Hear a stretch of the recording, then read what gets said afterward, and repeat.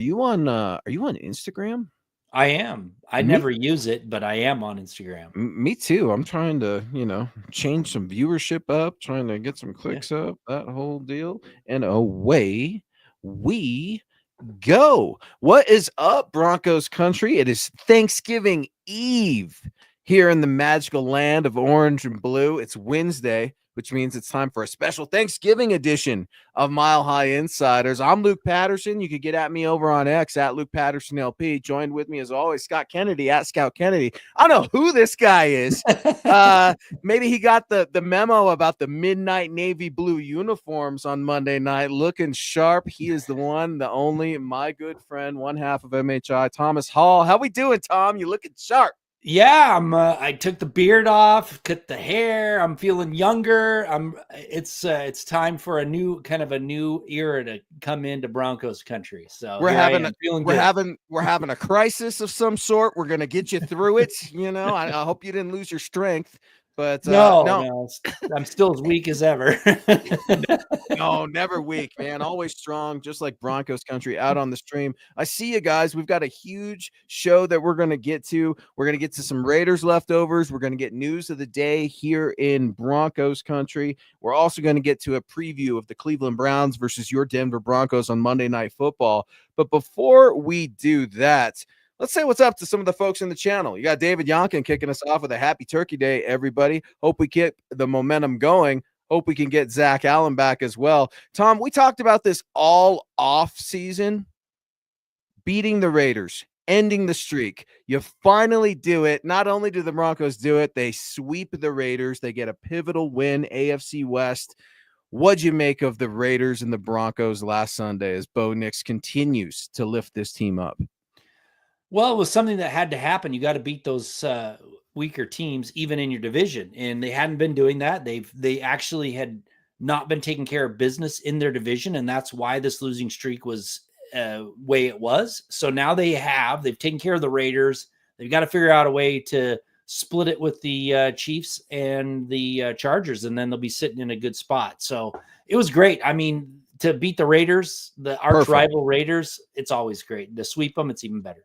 It was absolutely perfect. Bo Nix goes 25 for 42, 273 yards, 2 touchdowns. Tom, I do think about you, especially when Bo Nix almost throws picks, because it's like I can hear you in my ear, and I could, like you say every Wednesday, I don't know, Luke, he got away with maybe 1 or 2 in that game. And you know what? He did. But the Broncos are starting to play a good brand of team football. There are major areas of improvement that need to come about. We'll talk about that a little later into the show. But to beat the Raiders, to knock Gardner Minshew out for a second straight game. I don't know what that means for Gardner Minshew's career. Thoughts and prayers for that collarbone. That's an absolutely nasty injury.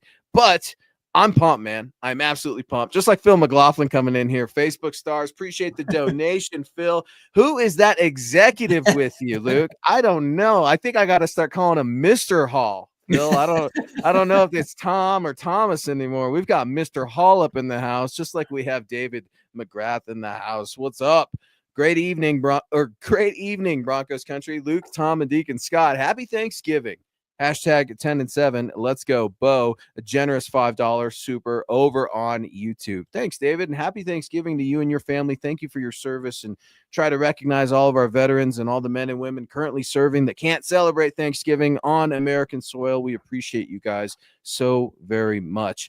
And another friend of the show, man, been with MHI since the beginning, since we were on Saturday nights long ago with one Nick Kendall. Stu, you helped get us to primetime, man. Look at where we are. Happy Thanksgiving. A very generous 1999 over on YouTube. Hey, all. I'm wishing everyone a happy Thanksgiving. I am so excited about our Broncos. When's the last time we could say that we were excited about the Broncos like this? I mean, the 5-game winning streak, that was nice last year. Yep. But the quarterback situation, that's not only figured out, but Bo Nix was once again nominated for Rookie of the Week. Yep. We have one Denver Bronco that won an honor this week. We'll talk about that shortly. But, man, Stu's exactly right. Broncos country's buzzing. Tom, how do you feel? Great. I mean, the last time we felt like this was 2016 when they had a winning record. They were going into that final stretch, and then they blew it and didn't make the playoffs and ended up 9-7. So really, that was the last time. I mean, there were some areas where you thought, oh, they might be able to, if they go on a hot streak, get in the playoffs. But this is the first time in a long time that you're confident that this Broncos team can actually make the playoffs the way they're playing. I mean, they're hitting on all cylinders, really. Man, I saw it today. Chad had posted it on the Mile High Huddle Instagram. You guys go check it out. If the playoffs were to start today, your Denver Broncos would be in it, right? As the 7th seed. I think they'd be taking on Buffalo, the number 2 seed. I know it's if, right? But it's a cool scenario to get to play around with, considering, like you said, Tom, it's been since 2016. And, well, the individual awards are starting to stack up. Wil Lutz was named AFC Special Teams Player of the Week for his performance, 17 points, 5 field goals, 2 PATs. Yours truly said that would happen in one of my takeaways. You can read about it over at milehighhuddle.com after every game. But before we go too much further, Phil, circling back around, guys, we appreciate all of the support, whether it's on YouTube, on Twitch, over on Facebook. Appreciate you guys so much. Thank you, Phil. Happy Thanksgiving to you and yours, bro. Good evening, Thomas, Luke, and Deegan Scott. You guys think that the Broncos are going to try to sign Garrett Bowles before he becomes a free agent? Tom, Garrett Bowles is playing better and better every single week. I think I saw a Pro Football Focus stat today. 0 pressures allowed for offensive tackles through week 12. That's Mr. Garrett Bowles. And he leads that list above Rashawn Slater with the Chargers, man. It's Broncos Chargers neck to neck in a race. What do you do with Garrett Bowles? Do you start to come to him and start those discussions? Have the Broncos done so already? Where do you think Garrett Bowles and the Broncos end up long term? It's surprising that they haven't announced something already. I mean, they got it done with Jonathan Cooper early on. It just feels like they aren't pursuing it that well. Obviously, I don't have insider information on his contract negotiations. Per source, everybody. Yeah, let's put per source on it on X, and then that makes it real, Tom. That's all you gotta do, baby. That's true. It feels like they're gonna move on from him, even though I wish they wouldn't because of the way he's playing. He's actually playing I think he's playing better now than he did when he got that all-pro, second team all-pro award back in the day. I feel like he's playing better this year than he did then. I feel like the year. Yeah, and that was so I feel like they should, but there's nothing going on. So I also have this feeling that they're ready to move on and, keep making this team in Sean Payton's image, not holdovers from the old regime. I think, Scott, you and I were all fighting about this after the show last week. Do you franchise tag Garrett Bowles? I think it was I don't know. I mean, you don't want to franchise him, but you got to get something done. I mean, I thought maybe he would be in a decline sitting here at week 12, week 13. And you're right, Tom. He's actually going up. And now that's not to say that he can't improve either. And Mike McGlinchey, for the love of God, can that man draw a flag? I don't get it. The false starts, some of the holding penalties. And, I think I saw this on X too. I don't know about you, Broncos country, Tom, Scott, feel free to weigh in. This illegal man downfield that is called ad nauseum every single game. And just like the illegal formation with a tight end that may or may not be covered up is just getting old. It's getting really, really old. And I can't stand those penalties.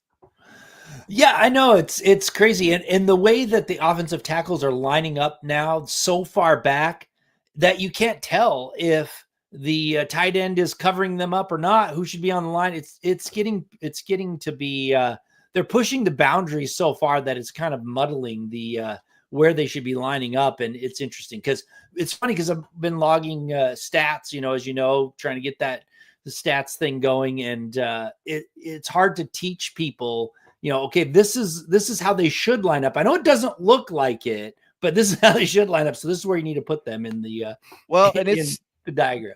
The thing that Thomas Hall is working on, man, is not just a thing. It's a really cool idea. It's a cool project. I can't wait till you guys can finally see it. You can get some previews of it by reading his article up. The Broncos and their playoff push, this new metric could be the most reliable predictor, answering whether or not your Denver Broncos get in the playoff race. It's a great short read. I urge everybody to head on over to milehighhuddle.com and check it out.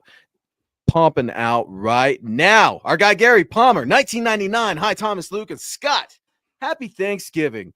Go Bo Broncos. Here we are, Gary. GLP. How did we get here, Gary Leeds Palmer? Do you remember the days, Gary? Do you remember Drew Locke? Do you remember Teddy Bridgewater? Do you remember Case Keenum? Do you remember that carousel? I don't think we have to deal with that anymore. It is so refreshing, Tom, to not have to ask the question, should the Broncos sign Daniel Jones? You don't have to worry about that. You got Bo Chapman Nix. Hell, I'm thrilled that Jarrett Stidham's here for no apparent reason at all. And then you've got Zach Wilson, man. I'm super pumped that the quarterback position appears to be figured out. That doesn't mean he's going to win Super Bowls. That doesn't mean the Broncos are going to make the playoffs this year. But man, Bo Nix, Sean Payton, and this Broncos squad, they're one win away from surpassing their total in 8 wins last year, potentially this Monday night. I mean, or at least tying it. That's something. There's something to be said there, Gary. And I love the enthusiasm. We appreciate you. Another guy that's been with this show since we were rocking Saturday afternoons, man. Thanks, Gary.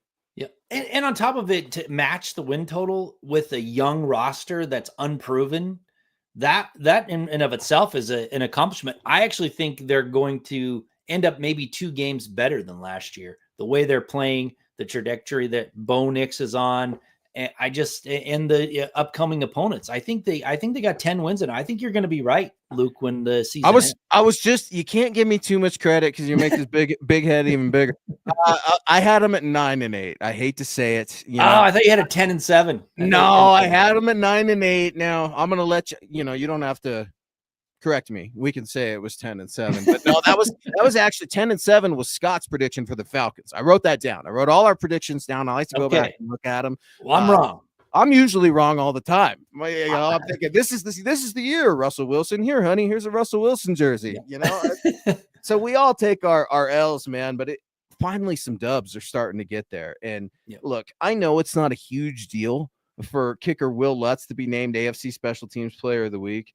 But hot damn, 17 points is nothing to scoff at, Broncos country. All right. I mean, 5 for 5, 2 PATs. I absolutely love it. He's 24 for 27 on the year. I wrote about that. One of my takeaways. Zach has an article up right now over at milehighhuddle.com. He's 26 for 26 on PATs. Let's knock on all the wood that we can as I say this very thing. And Tom, I looked at your X account earlier today, and you were talking at Thomas Hall NFL. You were talking about potential Pro Bowlers.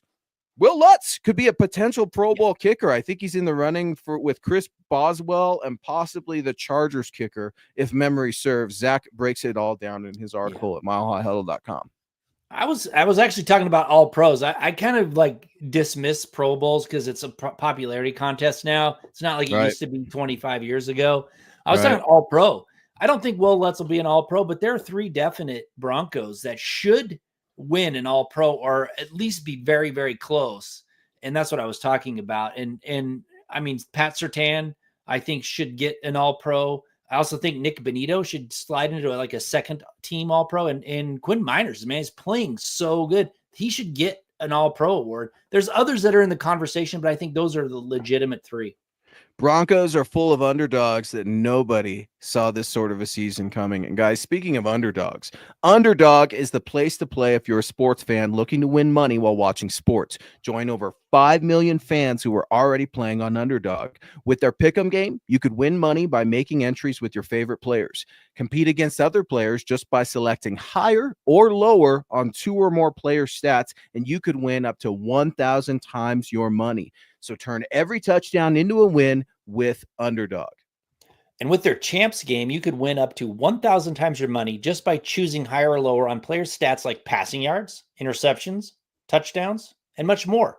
Like, for example, will Bo Nix have a higher or lower than 220.5 passing yards this week? Every dog deserves a second chance. And with Underdog Rescues, you can get your money back and receive a promo if an early injury causes your entry to lose.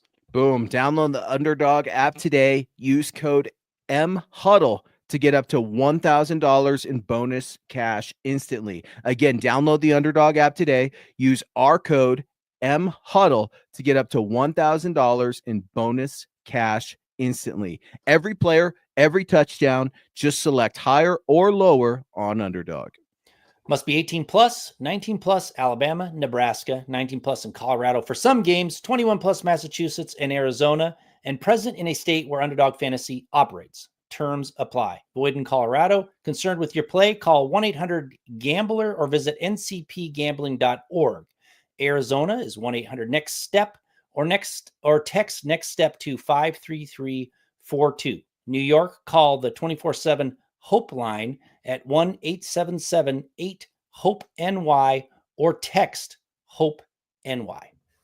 Boom. Broncos country, what's up? It's Wednesday night. He's Thomas Hall. Joined with us as always, Scott Kennedy. We are reacting to the Broncos' big win over the Raiders, a season sweep. We're going to preview Browns here in just a little bit, but let's get to some more news of the day, right? We just got done talking about Wil Lutz being named AFC Special Teams Player of the Week. The Broncos did sign inside linebacker Zach Cunningham to the active roster. Surprise, surprise. He was just cut a couple days ago. We kind of saw that one coming back. Remember, he did join the Broncos in along with Quan Alexander in late September-ish, 2 games, 3 tackles or so. The Broncos did also sign offensive lineman Calvin Throckmorton back to the practice squad. Also want to get your thoughts and Broncos country's thoughts on Greg Dulcich. Been waiting to chop that up with you in a little bit. But before we do that, Kathy Schmidl, a very generous $5 over on YouTube. Thank you, Kathy. I hope all is well for you. Happy Thanksgiving to everybody, whether you're in the States, whether you're international. We love everyone here in Broncos country, especially here on MHI. Hi, Tom, Luke, and Scott. Great to catch you guys live. Happy Thanksgiving to all in Broncos country. Hashtag Believe. I want to ask you guys a question real quick. We'll start with Kathy, Tom, and we'll open it up to Broncos country. Specifically, what are you grateful for with the Broncos 2024 season thus far? Well, I'm grateful for the winning. I mean, that's what it's all about. To me, they finally have figured out how to win football games, including ones that you think they should lose. Now, I know they lost a heartbreaker in Kansas City, but they bounced back. They've won. I mean, that it's been a long time coming. I mean, this is a great franchise with a history of winning and going to Super Bowls, winning Super Bowls. And it was pathetic to sit here and watch almost a decade of losing seasons. And now they finally are winning again. That's what I'm thankful for. Oh, that's a good one. I mean, we just got done talking about Bo Nix, right? Now we're all grateful and thankful for him. How about this Broncos defense that seems to be playing well right now? They were without Zach Allen last week. That was a big one. It was an absolute bummer to see Big Cat walking around in a boot, right, with that heel injury. Hopefully we can get Zach Allen back soon. Remember, Broncos country, I even needed a little reminder on this before the show. With Monday Night Football games, everything's pushed back a business day, if you will, for the Broncos. So that normal injury report that we would get used to giving you guys every Wednesday here on MHI, we don't have that quite yet. That'll be tomorrow on Turkey Day. We'll get the email. Everyone will hear it over on X, what the players are officially dealing with over there. But yeah, man, and I see it in the chat as well. Is there an update on Riley Moss? And that was a collective hold your breath moment. As one of our articles says by Chad Jensen over there at milehighhuddle.com. Now, Riley went down. I couldn't tell how serious it was. It's an MCL. Sean Payton alluded to that after the game. Tom, what do you think's going on with Riley Moss in this injury? How long-term do you think it'll be right now, officially, week to week per Sean Payton? Yeah, I have no idea other than Sean Payton said it's not as bad as it could have really been. Serious. It's not really serious, it's right? not a torn MCL. He's not gone for the season. He's probably got some healing to do, and he may miss this Browns game. I don't know. I mean, we'll see tomorrow when the injury report comes out. But maybe we're grateful for that. Maybe we're grateful that it wasn't a lot. We're talking about things that we're grateful about. I mean, he's been a key player in this defense. That's not to say he hasn't gotten beat, and every corner does get beat. Every player gets beat at any different position. But you're exactly right, man. It'll be interesting to see what happens with Drew Sanders too, right? He was activated off the PUP yesterday. Do you reckon Drew Sanders gets the shoulder pads on this week and starts to lick his chops a little bit against the Browns? I would hope so, because he's been a full participant for at least a full week. So, and I think he was a full participant the week before. So he should be out there if he's ready to play. Now, they may decide to not dress him because they're happy with their edge / linebacker group. So maybe they'll sit him for another game, put Zach Cunningham in there while he kind of works his way back in. But as a full participant, if they need him, he should have the helmet on. Yeah, that would be great, man. He's been a long time coming. That was an Achilles that happened, in OTAs, I want to say, or I mean, before camp. It was like 8 months ago, I think. Yeah, it's been a Been a while. So that's going to be good, man, to ultimately get Drew Sanders back. Cody Barton is playing out of his mind right now. I mean, another intercept. Who saw that? I didn't see that coming. I mean, I was talking to my dad about that today. He's like, man, how good do you like Jonathan Franklin Myers? I'm like, dude, I know. And the pass rushers too. Jonah Ellis getting involved again as a rookie, and DJ Jones and Malcolm Roach, man. I mean, that's the biggest surprise for me. I liked him in preseason, man. I started like really watching him on the preseason, and I'm like, okay, I don't know how elite we are, but you can definitely get that high motor going and become a problem. And I like Malcolm Roach a lot. I do too. Jonathan Franklin Myers, we fall all over ourselves for him on the show. And yeah, I feel like it's kind of funny because I feel like Nick Benito's your guy and Jonathan Cooper's my guy. And it's great to have a guy, right? I mean, it was the last time we have some pass rushers. That's something to be thankful for. I mean, it's been since Von Miller and Bradley Chubb, I guess, if you want to include that. It's just been too damn long. And the secondary, as you know, Tom, it complements the pass rush, and the pass rush complements the secondary. And then just to see Vance Joseph to be able to adapt at halftime to what offenses are doing and to be able to blitz. When's the last time Vance Joseph's ever led the league with the blitz defense? Never. And with sacks, never. So how about being grateful and thankful for Vance Joseph and Sean Payton to give VJ that grace last year and not fire his ass after Miami? Yeah, no kidding. I mean, his head was, it was right close to the bandsaw. I'm telling you, and he stuck with them. And man, he's really turned this defense into something pretty solid. Now it's not it's not elite, as one of the best defenses ever, but it's a solid enough defense that it is carrying the weight.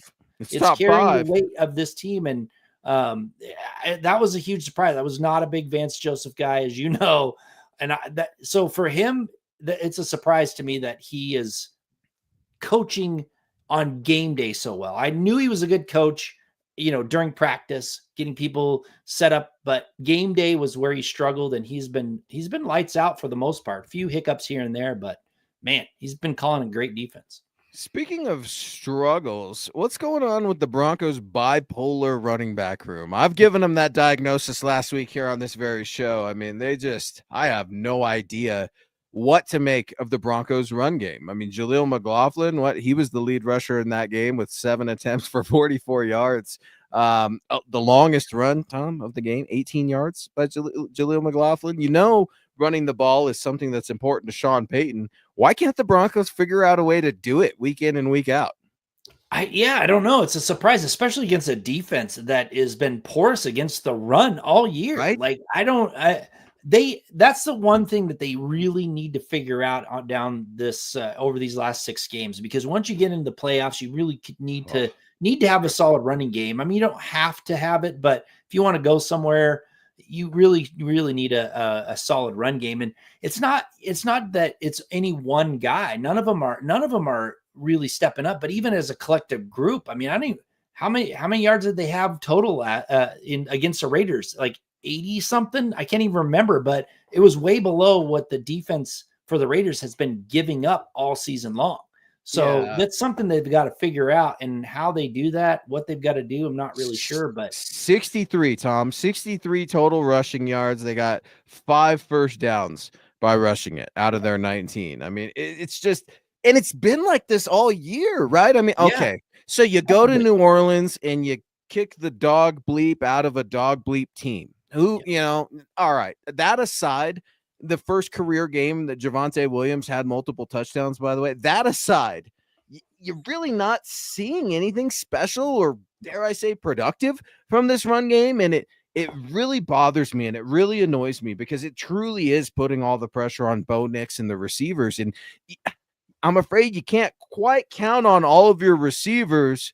But Tom, I owe Cortland Sutton an apology, man. I've been after this guy for the past few weeks, and he just came out and balled out of control in the Raiders game. He took over in the second half. Him and Bo Nix, they got together, 8 receptions, 97 yards, 2 touchdowns. What'd you make of Cortland Sutton and the connection with one Bo Chapman Nix? Well, yeah, I mean, he's actually putting together some pretty solid games. I mean, at first he was, it was rough, drops and, kind of not really being there. And then all of a sudden, the last several weeks, he's starting to get better and better. And man, yeah, I'm excited about what he can bring. If he can get back to that kind of early days of Cortland Sutton, I'm excited. Contested catches. I love his contested catch ability. So, we just gotta keep hoping that continues to grow between him and Bo Nix. But, it's not just him. I mean, the young guys are stepping up a little bit more now too in that passing game. Valet is starting to come around, and Troy Franklin. They're finally figuring out how to use Mims well. So I'm pretty happy with the entire wide receiver group now compared to what I was, by week 3. Yeah, Marvin Mims, man, 3 receptions for 44 yards. Devon Bailey, man, that was one of my keys in this game. I'm like, can we officially treat him like your wide receiver too? No disrespect, Lil Jordan Humphrey, but he moved down the depth chart last week. That was very clear when you looked at who was out there and how the ball was being distributed or even game planned for by Sean Payton and Bo Nix.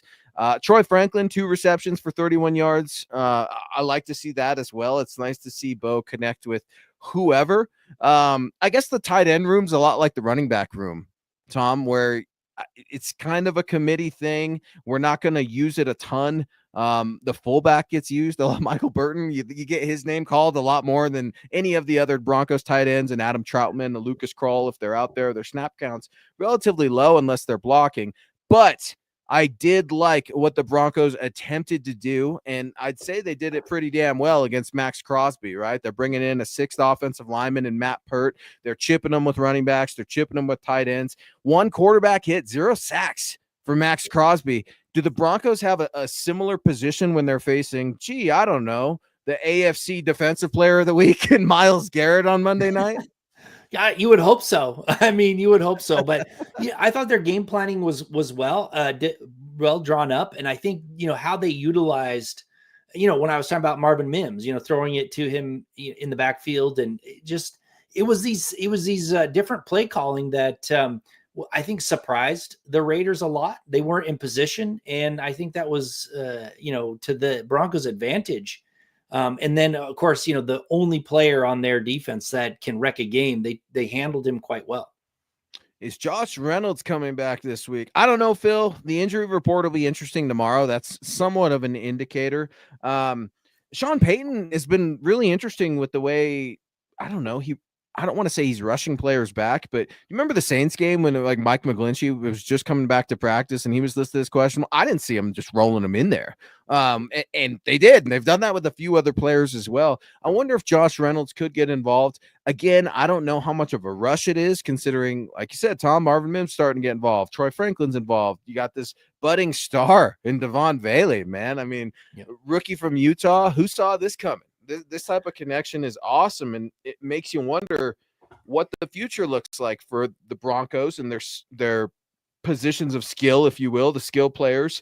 Broncos haven't had a ton of depth, specifically at the wide receiver position. I know we love seeing what Tim Patrick's doing up there with the Detroit Lions, but to see some next generation guys come along. I don't fully trust Marvin Mims yet, Tom. I don't. Yeah. And I'm really sick of seeing him line up in the backfield. All right. Why? Why? How about 2 attempts for -2 yards? How about that? Why? He's not a running back, just like Jaleel McLaughlin shouldn't be going down between the tackles. You want to move him around, But I don't get it. Why do you have to put him in the backfield, Tom? He's not doing anything. How many touchdowns has he scored as a running back? Well, yeah, as a runner, I don't like him getting handed off to, but I do enjoy seeing him in the backfield to run a pattern, because I looked at all of the play-by-play stats, and here's an interesting number about Marvin Mims. Air yards that are behind the line of scrimmage, he's amassed 127 yards after the catch on only a few catches. And that's way more than any other area of the field combined for him. So to be creative and get him out into a spot where he can use his abilities that make him a great punt returner, get the ball to him on a high percentage pass and have him make some moves in space. He's doing that. So you hide him in the backfield a little bit. And I think that one play where he was in the backfield, the Raiders kind of lost him. and he got matched up on a linebacker, and that's a total mismatch. So it's I enjoy it that I've enjoyed that they've found a way to use him. I'm not a big fan of him running the ball as a running back. I get that. You're I'll secede some ground there, but you said great returner.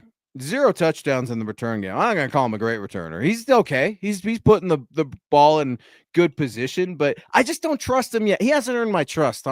What's happened? I feel like you fully trust him, and now I'm like you, and I'm just like, I don't know, man. I got to see a little bit more out of Marvin Mims, but again, I think that's a credit to Sean Payton, right? And his creativity and trying to get these guys involved. Now, why it's taking you so damn long to get him involved, that's maybe another conversation, but you've got to adapt. And it's the hardest thing to do in life, but especially on the football field with these guys and their injuries, and each week is different against your opponent. It's interesting this week when you look at the Browns and you see what's going on with Jameis Winston. And I'm of the opinion Jameis Winston knows Sean Payton a lot. Those 2 years in New Orleans revived Jameis Winston's career. I don't know if he's on a third NFL team right now if it wasn't for Sean Payton. That's not to say Jameis Winston is some world beater. He's 2-2 as the Browns starter this year, okay? 7 touchdowns, 4 picks, and 3 fumbles.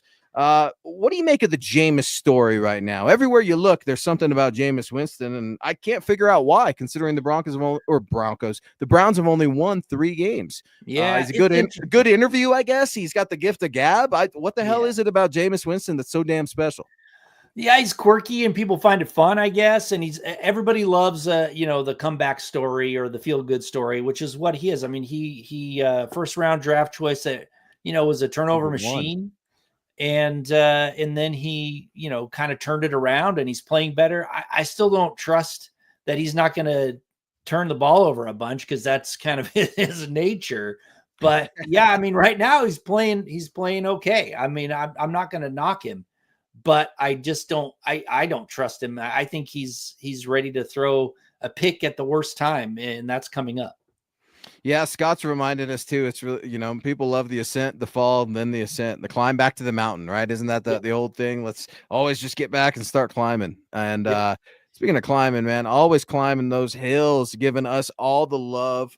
MHH, Mount Rushmore superstar forever, Kathy Schmidl. Luke, Marvin needs 1 or 2 carries so the defense bites on it for a bubble screen. Kathy, that's exactly right. I can see that too, right? Sometimes it's about setting other plays up. It's not about the specific play that gets 2 yards. It's about that 2-yard gain that's going to set up a 7-yard game, hopefully on second down. Broncos have been doing quite well on third down, by the way. That's been nice to see at the end of the games and literally on the field and keeping these drives alive. Remember when the Broncos could never score a touchdown in the first half? And now you're starting to see points add up in the first quarter and the second quarter. These are things that are ultimately a culture change with Sean Payton. And I think he's doing it relatively quickly, Tom. I mean, second year in, the Russell Wilson thing, that's done. And I can't wait to see how the rest of the year pans out for the Steelers, because I think things are a mess over there. I do. I get that they've got a winning record. Yeah, I really do. I mean, what, you're going to bring Justin Fields in as a little project to rush in the snow?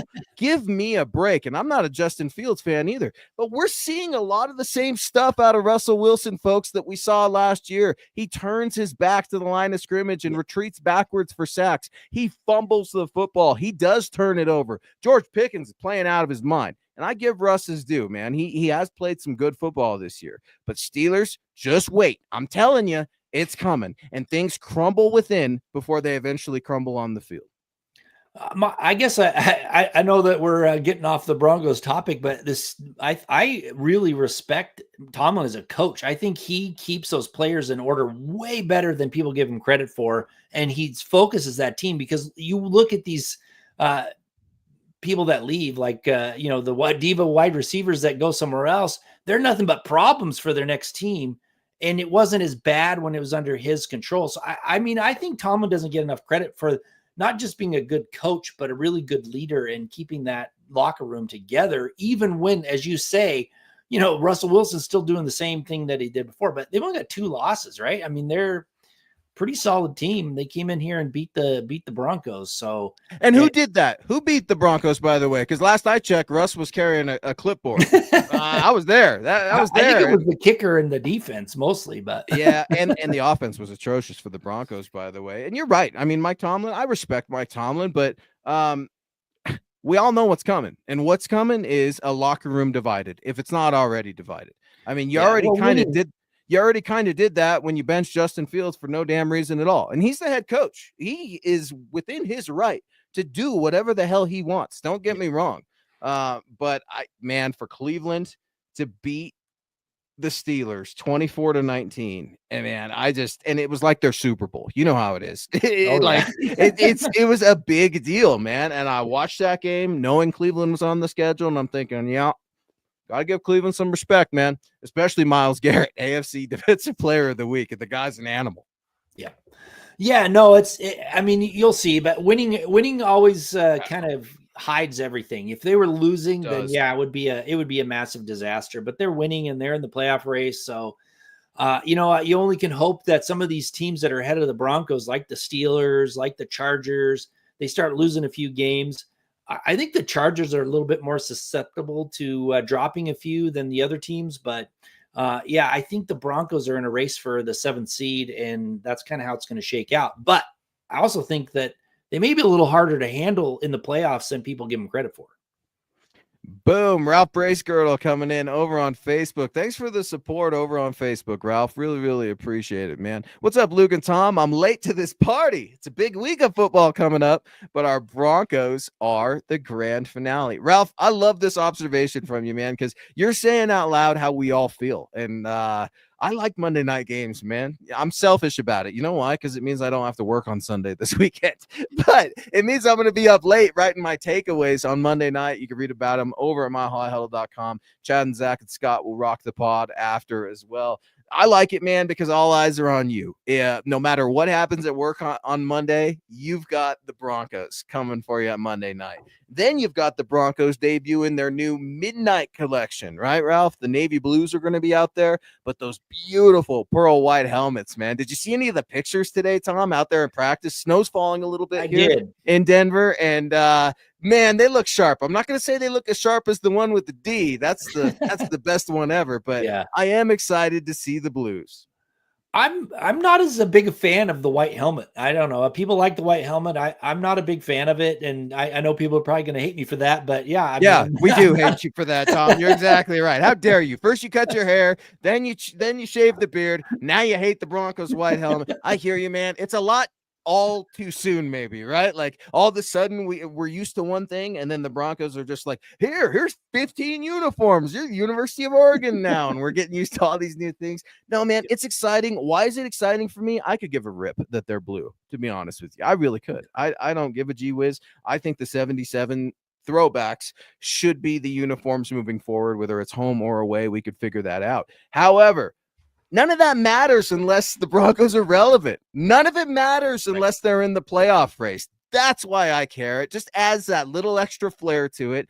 People are gathering around the Thanksgiving table tomorrow, and they don't have to talk about how awful the Broncos are. They get to talk about Bo Nix. Man, I told you Bo Nix is going to win Offensive Rookie of the Year. Jayden Daniels, he's going down. These type of conversations are going to happen, man, and it gives me goosebumps. It makes me excited, but it brings me relief that we have finally figured it out.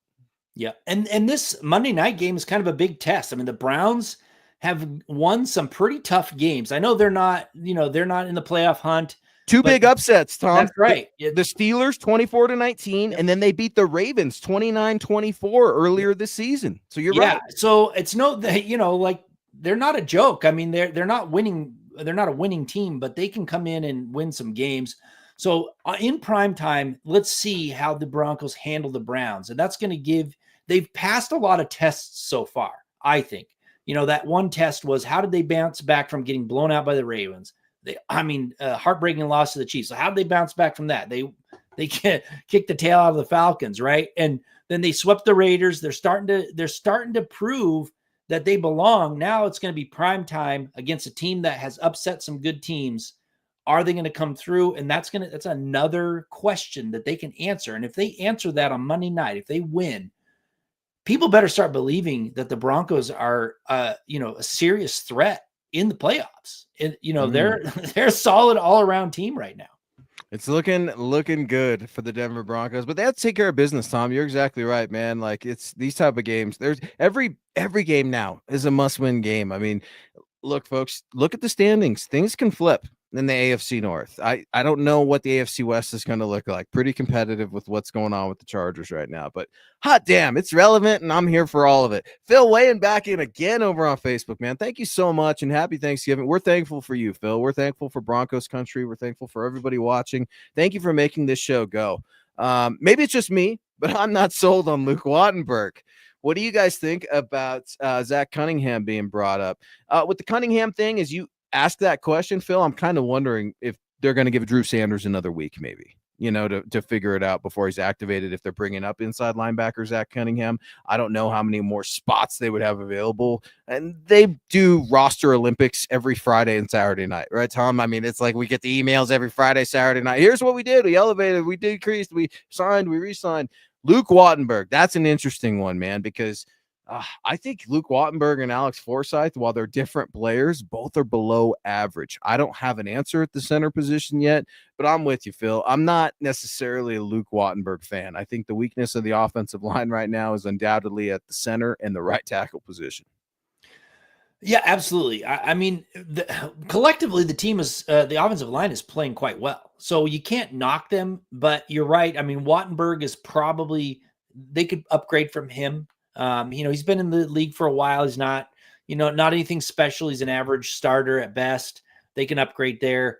As far as Zach Cunningham goes, I think it's one of those things where it was between him and Quan Alexander. If you bring one of them up, then that's the last time they can be brought up from the practice squad. They chose Cunningham probably because they're going to have Alexander come up, one of these games down the stretch, because I think he was playing better than Cunningham, surprisingly, to me. So I did too. Quan was very active, and I think he was a special teams guy too. So like it's got a veteran guy that knows how to make some tackles. Yeah, he's going to get beat. He's a little long in the tooth, but I think it says something when it's a supplemental piece and adds some depth. Yeah, and I was worried more about Alexander bouncing back from those injuries that he's had and also getting re-injured. So he hasn't done that, knock on wood. So I think that they're hoping between him and Drew Sanders, they could get, another spot for that backup linebacker position, special teams, for the last few games after the bye. Yeah, and hey, guys, speaking of Marvin Mims, our friend Kenneth Booker has an article up right now. Sean Payton's creativity breathes new life into Broncos wide receiver Marvin Mims. Head on over to milehighhuddle.com. A really good article by our guy, KB. Wanted to be sure to shout out our guy, just like our guy, Ralph, coming back again, man, over on Facebook. You're my Colorado boy, Luke. I'm in 2 feet of snow up here in Steamboat. What's our playoff likelihood with a win on Monday? Ralph, dude, I've been looking at Glenwood Springs, trying to get up the hills here in a little bit, and I saw Glenwood was dumped on. Thoughts and prayers to everybody out there who's stuck on the road right now. We're getting a lot of snow here in Colorado. I know everybody's heading up to ski and snowboard.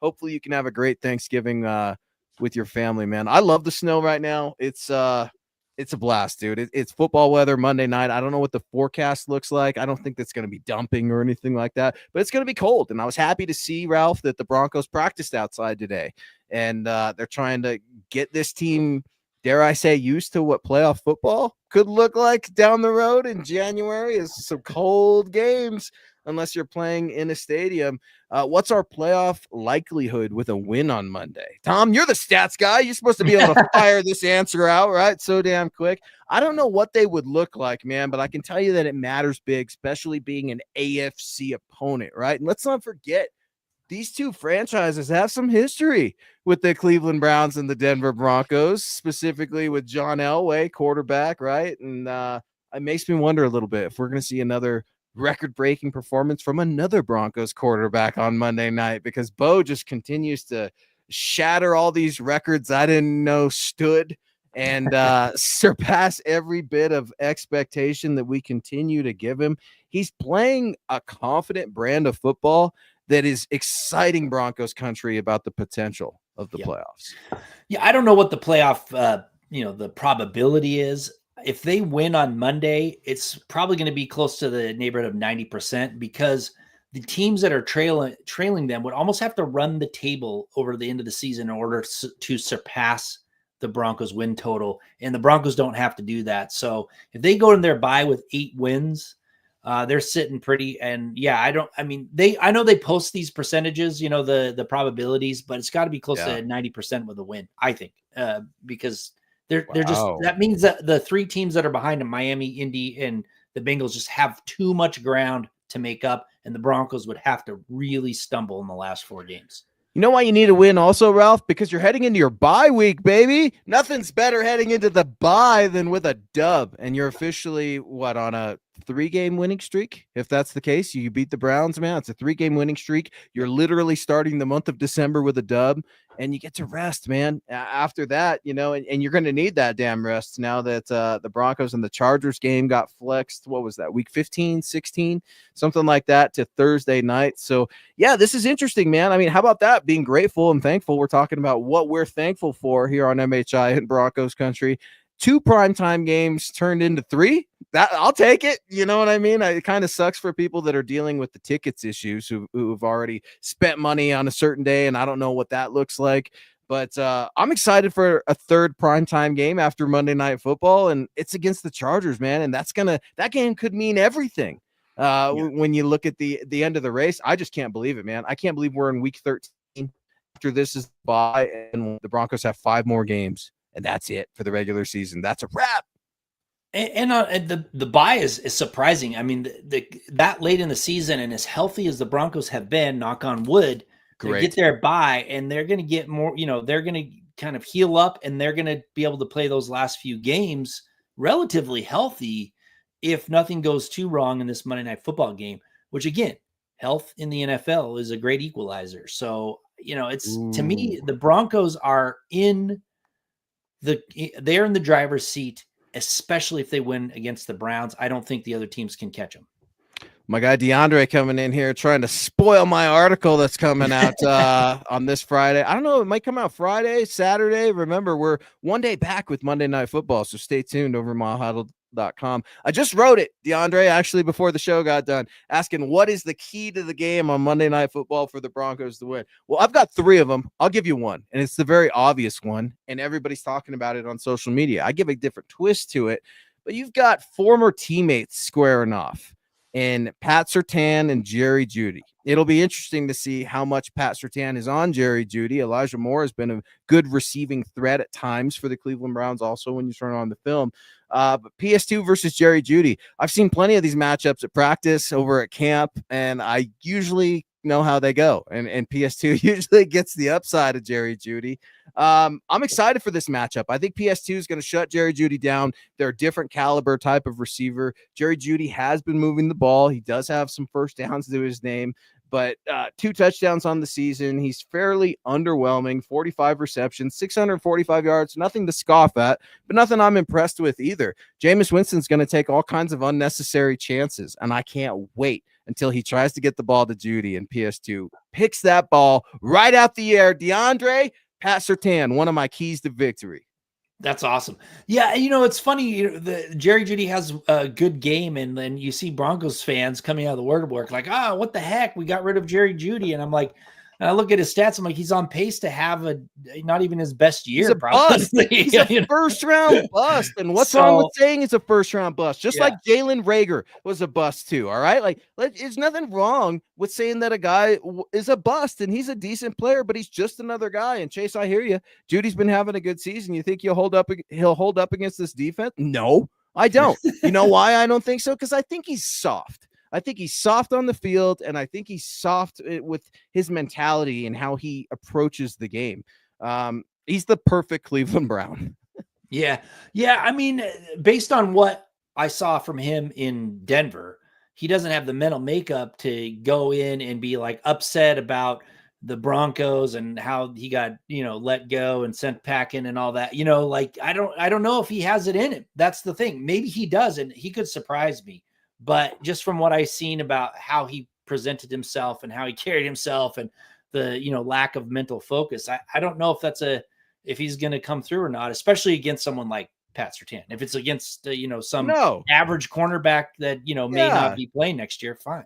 Well, and we don't know what Riley Moss looks like, right? Will he be out this week? Is that a Levi Wallace kind of a deal? I mean, like, it's hard to say.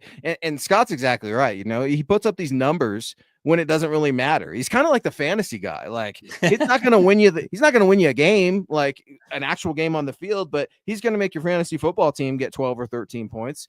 No, I don't think he's going to do particularly great against this defense. He may catch even a touchdown for all I know, but this is a guy that recorded 18 drops in 54 starts, never recorded a 1,000-yard season, nor did he ever record more than 6 touchdowns in a single season. All right, this is the same guy, Mr. Jerry Jeudy, Mr. Route Runner, Mr. Alabama. No, PS2 is Mr. Alabama, and he's coming to get it, man. He's coming to get it. You've seen it too, Tom. We've been out there and watched the PS2 versus Jerry Jeudy's, and that's not to say Jerry Jeudy's an absolute scrub or anything like that, but I think Jerry Jeudy's going to be outclassed in a heavily way against the Broncos. And you also have to consider Pat Surtain this season is, I mean, he's really kind of should be in the discussion for Defensive Player of the Year. Now, I know cornerbacks don't usually get it unless they're putting up big interception numbers and all that, but you look at what he's done to the receivers, and he did it to Brock Bowers, the tight end, against the Raiders. He shut him down. I mean, he's having one of those seasons that nobody can really notice because it's not eye-popping stats, but it's such a good season that, the people that really can evaluate football players should be talking about him as Defensive Player of the Year. He ranks first in passer rating, yards allowed, EPA per target, tight window percentage.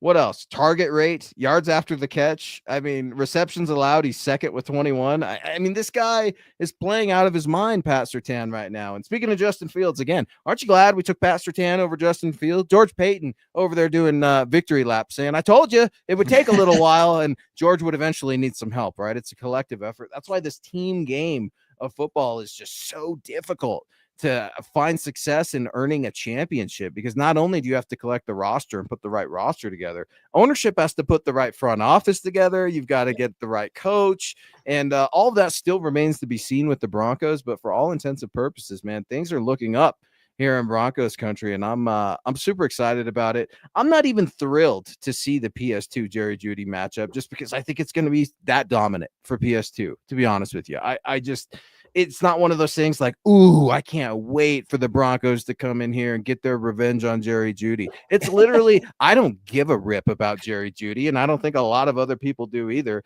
The Cleveland Browns seem to double down, and anybody they trade for, they give them an extension. 6 days after the Broncos traded Jeudy away for what, a 5th and a 6th round pick or something like that, the Browns signed him to a mega extension. So he's going to be in Cleveland forever. I don't know, man. I mean, say what you want about him. If you love him, you love him, I guess. But I don't see a lot of number 10 Jerry Jeudy jerseys being worn here in Broncos country. Yeah, Tom.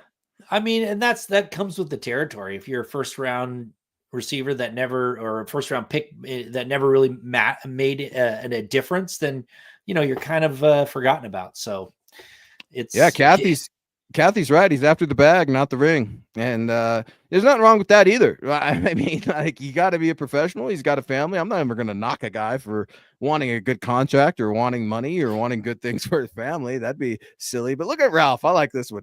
Jeudy doesn't know how to score in Denver. It's going to be all good. I'm here for it, Ralph.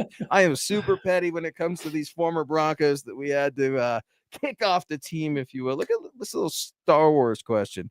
Who is my favorite Darth? That's Darth Bo Nix right now, Todd. Why? Because I feel like Bo shed his good guy image when he went full bad boy on, what was it, Wilson for the Raiders, yelling at, what did he say? He got all crazy. He got all crazy eyed, right? And like, I gotta know. And I don't know if anybody asked Bo at the press conference or what. And who knows if he'd ever really tell you. But I think it takes a lot to rile Bo up. We've only seen him that pissed off one other time, and it was at Sean Payton. And when Bo gets mad, he seems to get in the zone and get going. And I'm here for it, man. I like that type of a killer instinct in my quarterback. Yeah, it's interesting that he did that, because we haven't really seen that kind of fire in a Broncos quarterback in a long time. And even Peyton Manning, I mean, he didn't need to have that fire, but I remember him running down and getting in the Houston safety's face and yelling at him because he didn't like how he'd hit his wide receiver earlier, so he had that in him, but yeah, it's been a long time. I like the fire, but it only matters if you're out there taking care of business, which is what they're doing and what Bo Nix is doing as a rookie. So that's when it really starts to matter. I mean, if he's just out there acting all tough and they're 2-8, Williams, and that doesn't work. Oh, you mean like Caleb Williams? Oh, got it. Good thing he doesn't paint his nails, huh? Phil McLaughlin coming in here. Dude, Phil, thank you so much, man. You're so generous. Great show tonight, guys. Happy Thanksgiving to you and your families and all of Broncos country. Phil, we are very grateful for you on the show. Thank you very much, man. You've been with us since the beginning. I look forward to talking with you and hearing your takes. I love that we can razz each other too, Phil, that you can get after me and I can get after you. And we love to get after Tom because, look at that guy. Thanks, Who's really, Tom? Yeah, Mr. Hall, the exec over here. We appreciate it. I don't know. I think we may have coined something new on this show. Darth Nix goes hard. This is our guy Money Moore. Todd says he can mess with Darth Nix. Yeah, you've got regular Bo, and then I think you've got Darth Nix, and you've got to get Bo all rattled and bothered. And he doesn't bother easily. I think that's one thing that's kind of nice about Bo. His mental makeup, Tom, I mean, he seems so damn tough. He's disciplined. To hear the stories a few weeks ago, right, about Troy Franklin and Bo Nix used to be roommates, and Bo would go to bed at 8 p.m., and Troy Franklin having the light on or the video games on would piss Bo off, and they would argue about Bo getting his sleep. I mean, those type of things, man. I mean, that is truly living a lifestyle that is the quarterback position. And it's no wonder that he's been able to get to where he's at right now, being a starter as a rookie, making history, leading this franchise in 11 games? I mean, 12 weeks, something like that. I'm pretty damn thankful for one, Sean Payton, one, Walton Penner ownership group, and Bo Nix. I mean, there are a lot of courageous, expensive decisions that the Denver Broncos have made the last 2 years. And so far, things are looking up, man. Yeah, absolutely. And I mean, I think you hit the nail on the head when you're talking about Bo Nix's mental makeup, because I for one thought it would take him longer to get settled into the NFL. And it did at first. It took him a little bit, but man, he kind of got locked in. Now, he's not the top quarterback in the league yet. He's playing very well. He's still a rookie, but to have him make that leap so quickly is very impressive. It's, man, and we're getting some comments on what did Bo Nix say last week? We need some lip readers. Bo said, "I'm going to rip your heart out and feed it to you," I think, says Paul. I could see Bo saying that, right? I mean, he's a nasty kind of a guy. He's a big, tough guy. Peter Middleton, look, what's up, man? Hello from Singapore, dude. Wow, Singapore. Happy Thanksgiving, baby. Broncos country out there in Singapore repping it. Peter, I appreciate you, man. Another guy that's been with us since the beginning, man, since we were back on Saturdays. I really, really like it. And the channel's pulling out for Peter. They're like, "What's up, Pete?" Our guy in Singapore, man, as we like to say here at MHH, right? Broncos country is not a geographical location. It truly is a state of being. And speaking of that, Tom, what'd you make of all that orange in Allegiant Stadium, man? Bo was asked about that. What'd you make of all the Broncos faithful and Broncos country making their way to Sin City? And Bo loved it. He's like, man, they repped, they showed out. We could hear them when our defense was on the field. It was so great to see so much orange amid all that black in Vegas. Yeah, the Broncos are traveling well, especially when the team is in the playoff hunt. Why not travel and go to Las Vegas? And that's the thing about moving from Oakland to Las Vegas, is all those fans got left behind and they're being replaced by they are. I mean, they're not embracing the Raiders because they haven't really won anything. So you get this opportunity where you have all these other, these opposing people can take a trip to Vegas and go watch their team, So I think it was awesome. And they got to do it when they go to Los Angeles to face the Chargers as well. Yeah, they've never won at SoFi Stadium, Tom. You're exactly right. It's the year of breaking records, and I think the one that Bo couldn't do, man, it wasn't his fault, was that damn blocked field goal against the Chiefs. Could you imagine if the Broncos won that game, what different type of a conversation we're having today? I mean, I think it would just be that much sweeter, but I don't care, man. It's nice to see Wil Lutz rebound from that blocked field goal. I know that wasn't his fault, but it was the field goal unit. So I think you got to give some credit back to the field goal unit, specifically Alex Forsyth. I guess I got to give him a flower with Wil Lutz being named AFC Special Teams Player of the Week. 17 points, 5 field goals, 2 PATs. That was the news out in Broncos country today. And yeah, man, it's Thanksgiving Eve. I'm really looking forward to hearing how everybody's holiday was next week. I'm hoping we're talking about a Monday Night Football win here in Denver. And let's let the good times roll. This is what I'm here for. Yeah, and enjoy your family. I mean, you've got this these hopefully these days off. If not, then hopefully you still can enjoy Thanksgiving dinner. But enjoy the time with your family if you can, and enjoy the football on Thursday and Sunday and Monday. So got plenty of days of football for it, and then just. We'll know where they sit when they play the Browns, where the Broncos are going to be sitting, and with the win when they play the Browns, and they could potentially be one more step ahead of those chasers that are in the hunt. Boom. We are so close to the end of the regular season. How will it end for the Broncos? I don't know, but we will be here to take you through it every Wednesday night at 6 p.m. Mountain East. Thomas Hall, if you'd like to reach out to Tom, that's at Thomas Hall NFL over on X. Yours truly at Luke Patterson LP. If you'd like to reach out to Scott, that's at Scout Kennedy as well. Stay tuned to Broncos for breakfast. The fellas are back tomorrow. Scott, any heads up on that? No, we're going to be off for Thanksgiving. Enjoy time with your family. We'll be back on Friday night with the Dove Valley Deep Divers, and they will take you through the weekend. Don't forget our friends on Saturday night as well. OBV, Ron White, and Dylan Von Arks will take care of you. Head on over to milehighhuddle.com. Read about all the Broncos' latest. Chad's got an article up right now. Sean Payton comments on the Broncos' plan for defending AFC Defensive Player of the Week, Browns defensive end Myles Garrett. Tom, happy Thanksgiving to you and yours. I'm very thankful that you are not only my co-host, but my friend. I really, really honor our friendship. You mean a lot to me, Scott. Thank you for all you do for this show as well. I need this every week, man. This is a true labor of love, and I am proud to be here on MHI with you guys. Thank you. Back at you, man. It's been a pleasure to do the show with you, and it's been great being your friend. I'm glad we got together all those training camps ago, however long it was ago, get to know each other and become friends. So thank you all for being here and supporting the show, and just enjoy your day off tomorrow, and and guys, or whatever.